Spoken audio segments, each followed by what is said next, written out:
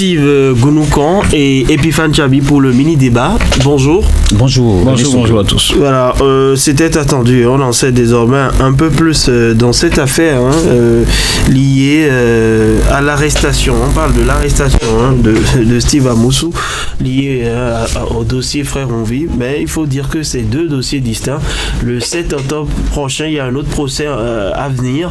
Mais pour l'instant, en ce qui concerne l'arrestation illégale de Steve Amoussou au Togo, la criette s'est penchée sur le dossier. Le verdict est tombé. Les ravisseurs Jimmy Gandaro et Jero Bagidi sont condamnés à 12 mois de prison. Relâche pur et simple pour le DG du CNIN Wanilo Medegan Fagla qui était cité dans cette affaire. Il faut tout simplement souligner qu'on a eu assez d'informations dans la journée d'hier au cours de ce procès où les co-accusés dans cette affaire ont dû répondre aux différentes questions à leur poser.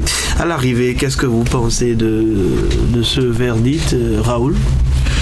Oui, je pense que si vous répondez pour des charges devant la justice, notamment la criette, on attend toujours une décision.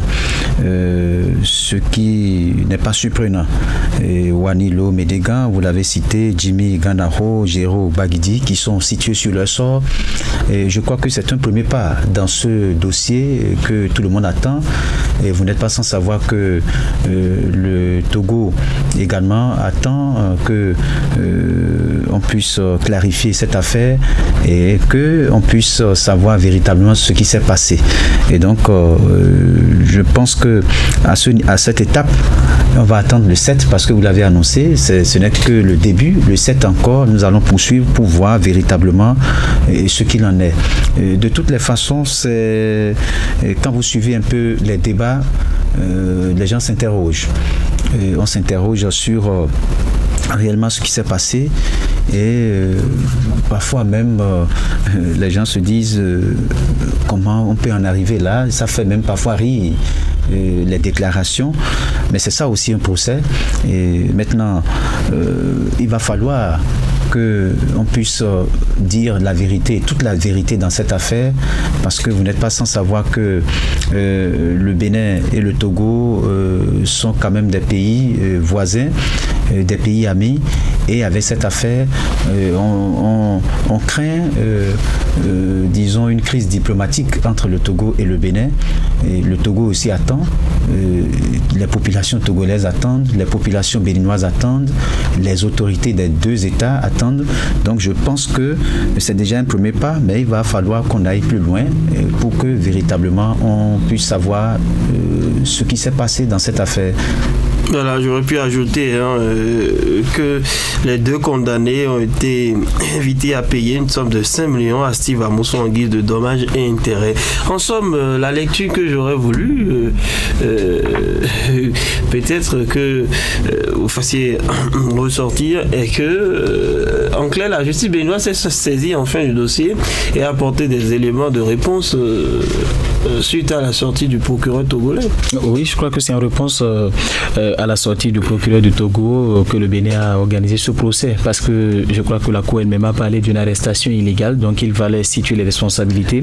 La première chose à savoir, ce n'est pas Patrice Talon ni le gouvernement qui aurait demandé donc d'aller chercher Steve Amoussou. Non, l'affaire c'est tout autre chose. Vous savez, on avait tous spéculé autour de cette affaire-là sans réellement savoir les raisons pour lesquelles il avait été véritablement arrêté. Et c'est ce que révèle le dossier. Oui, c'est ce que révèle finalement le dossier. À travers du dossier. Voilà, juste à travers donc le procès d'hier, on a quand même pu avoir d'autres informations, de nouvelles informations qui n'étaient même pas connues du grand public. Serait peut-être une information connue par les deux ravisseurs. Je vais parler de Jimmy et de Jero, qui sont les mieux informés dans ce dossier, et personne en tout cas ne s'attendait à ce que ce soit une autre affaire outre que celles pour lesquelles Steve Amousou a été accusé, qu'il a été donc arrêté en terre togolaise. On parle d'une somme de 10 millions de francs CFA due à un opérateur économique qui vit.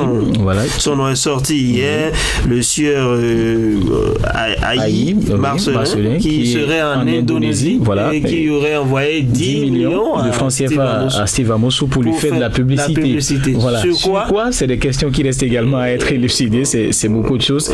Mais l'essentiel à retenir de ce procès, c'est que le Bénin répond en tout cas à la partie togolaise qui avait voulu qu'il y ait un mandat d'arrêt, que ces personnes-là, ou ces 4, parce que le Togo a parlé de 4 ravisseurs, que ces 4 ravisseurs-là soient Jimmy poursuivis. Ganaro aussi a déclaré qu'il a été contacté par Aïe Marcelin, qui vit en Indonésie, et qui lui a demandé de se rendre à Lomé pour retrouver le nommé Steve Amousou qui lui doit 10 millions. C'est là qu'il est parti avec 2 jeunes du quartier. Lui, il est un coach en MMA. Donc, il a fait fort. Il a fait fort. Il ne nous a plus dit comment il a fait pour passer la frontière, pour réussir à faire tout ça aussi. Oui, c'est beaucoup d'explications qui restent. En tout cas, c'est beaucoup de zones d'ombre qui restent. Et je crois que les avocats de Steve Amousou auraient pu quand même poser ces questions-là hier pour que réellement on soit situé sur comment est-ce qu'il a pu traverser la frontière, comment est-ce qu'il est arrivé sur le territoire togolais. Parce que quand vous suivez le communiqué de la partie togolaise, c'est qu'il a eu le temps de mettre en place son plan. Il a passé 2 jours, on a parlé de 10 ou 12, où il est resté pendant 2 jours. Il y aurait eu, il faut le dire ainsi, des complices du côté du Togo qui ont été arrêtés. Donc, il y a encore des flous qui j'ai lu beaucoup de commentaires sur les réseaux sociaux. C'est ça aussi la vie aujourd'hui au Bénin. Nous sommes sur les réseaux sociaux. On a vu plusieurs commentaires. Beaucoup parlent de comédie. Voilà. Un procès, ça se commente. Oui. On peut ressentir que plusieurs observateurs ne sont pas satisfaits. Il y a d'autres qui se demandent comment, par exemple, Wanilo, qui n'était pas un prévenu au départ, peut être relâché alors. C'est beaucoup d'interrogations. C'est pour ça que malgré le travail de la criette, je crois qu'il y a encore des zones d'ombre. Il y a encore des inquiétudes, des zones d'ombre, des interrogations. Et ça continue. Même quand bien même le procès a connu, disons une partie de son épilogue. Beaucoup sont restés sur leur soif et il y a encore des interrogations, mais c'est ça aussi parfois un procès. Mais on va retenir que la justice a fait son travail. Mais la justice a fait son travail parce qu'on l'a dit, c'est une réponse à la préoccupation du Togo, tout simplement parce que et là c'est Steve Amousou qui gagne ce procès en griffe. C'est ça? Bon. C'est Steve Amousou qui gagne le procès. On va lui payer 5 millions. 5 millions. On arrête ses ravisseurs, on le colle. Mais sauf que le 7 octobre prochain, lui-même sera présenté devant la criette pour autre chose. Autre chose. Voilà. Je ne vais pas marcher sur la langue de Raoul, mais il y a certaines précisions, par exemple. Il y a bien d'autres choses qui restent à être élucidées. Vous savez, la justice à elle seule, je veux parler des juges de la criette, ne peuvent quand même pas faire le travail à eux seuls. Il y a, je vais parler des avocats de Steve Amousou qui devraient également nous poser certaines questions. Si aujourd'hui certaines personnes pensent que c'est une comédie, ça veut dire que du côté donc des avocats de Steve Amousou, il y a un travail qui n'a pas été fait réellement pour savoir, parce qu'on parle d'une 4e personne qui serait également impliquée, qui jusqu'à aujourd'hui le nom n'a pas fuité, on n'a aucune information. C'est 2 qu'on a eu. Oui, on a eu 2. Donc je crois que les avocats de Steve Amousou également devraient approfondir en posant certaines questions à ce niveau. Comment se fait-il que vous avez parlé tout à l'heure de Wanilo qui n'était pas un prévenu, qui a été relaxé? C'est des questions que les avocats de Steve Amousou devraient normalement poser pour savoir quelle est l'implication réelle donc du directeur général du Sénine. C'est beaucoup d'autres choses qui sont restées. Donc on a peut-être voulu gagner le procès dans un premier temps pour montrer que Steve Amousou n'est pas coupable des faits qui lui seront reprochés ou bien sont déjà reprochés depuis quelques jours. Là, je crois que les avocats ont faute à faire parce que la justice béninoise avait besoin d'un certain frère Roubi, certainement. Maintenant, on n'a pas demandé, mais il est arrivé, donc c'est du pain béni. Ils vont s'en occuper. On attend le 7 pour savoir si réellement, parce que lui-même a dit ne pas être le frère Ouvi, qu'il est un admirateur, un simple admirateur. Voilà, c'est ça qu'il va prouver le 7 prochain. Ses avocats auront fort à faire parce qu'il lui sera difficile. Pour moi, en tout cas, ça c'est mon avis. Toutes les preuves presque seront sorties le jour même. Voilà, le 7 qu'on vient de passer. Oui, le 7. Il y a une autre étape importante. Voilà, le 7, il y a les avocats de l'État béninois l'avocat et puis ses avocats également qui vont confronter les preuves pour réellement savoir s'il est réellement le frère Ovi ou s'il est Steve Amousou tout simplement. Donc c'était l'échauffement.